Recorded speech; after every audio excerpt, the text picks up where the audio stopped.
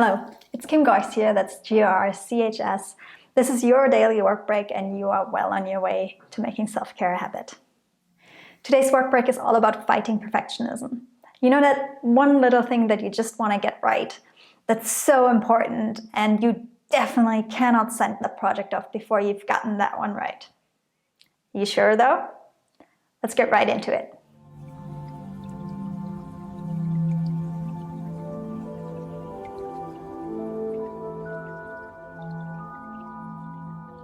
In today's work break, I'll be guiding you through 4 phases. And for that, I invite you to find a comfortable position of your choice. That can be sitting down, can be standing up, whatever it is, get comfortable there.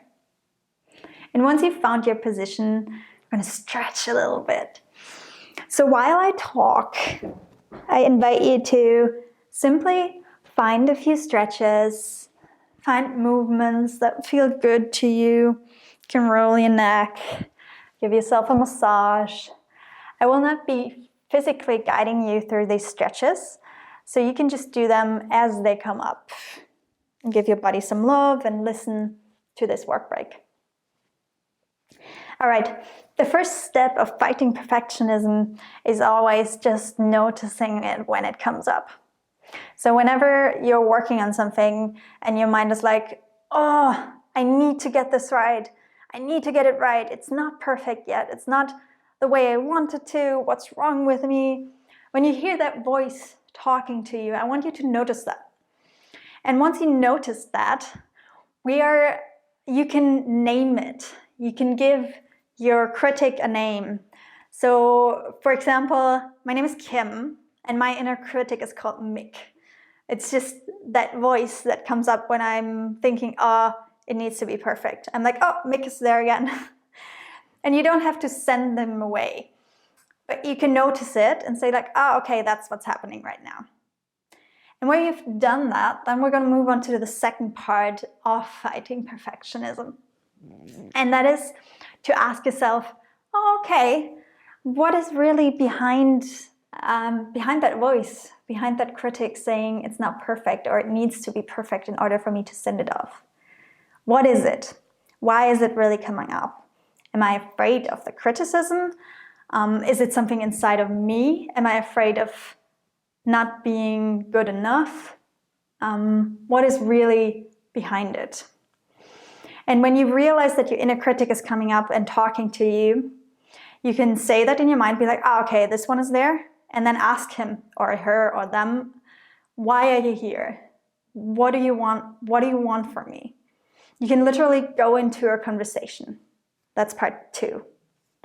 After you've done that, I want you to ask your inner critic, what is the worst thing that can happen? If you've given your inner critic a name, you can be like, hey, Mick, what is the worst thing that can happen? Why? Why are you doing this to me? Like, what is the worst thing that can happen?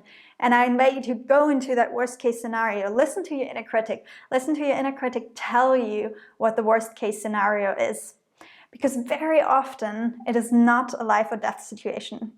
Especially if you're working online in a typical online entrepreneur position, it often isn't about life and death.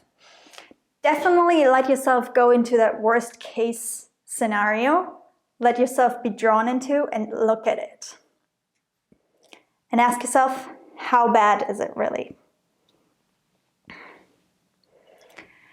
And then you can look at the best case scenario. Look at, what if this is enough? What if what I've done so far is enough and I can move on? Let yourself dive into that as well. That's part 3. Part 4 is then give yourself a reason to move on. Okay? I want you to be like, okay, what if I can already move on? What if this is good enough? And then put a deadline to it, maybe even. Yeah? So give yourself whatever reason it is. Maybe you have so many other things that you need to do. Look at your to-do list and be like, okay, this is good enough. I can send that off. All right, part 4. Okay, let's go through the 4 parts again, just to reiterate. Part 1, notice when your inner critic is coming up. Give it a name. Say hello. Part 2, ask yourself, what is really behind it? What does my inner critic want to tell me? Part 3, look at the worst case scenario. What is the worst thing that can happen and how bad is it really? And then look at the best case scenario and the scenario at what if this is good enough? Part 4, give yourself a reason to move on. Give yourself a reason to move on. That can be deadline. A deadline is a perfect reason to move on. Thank you for joining me in this work break and for starting to fight your perfectionism. I am releasing new videos from Monday to Friday. The work breaks have inspirational work breaks like these ones. We have relaxation work breaks, and we have work breaks for productivity. And I'll see you in the next video. Bye for now.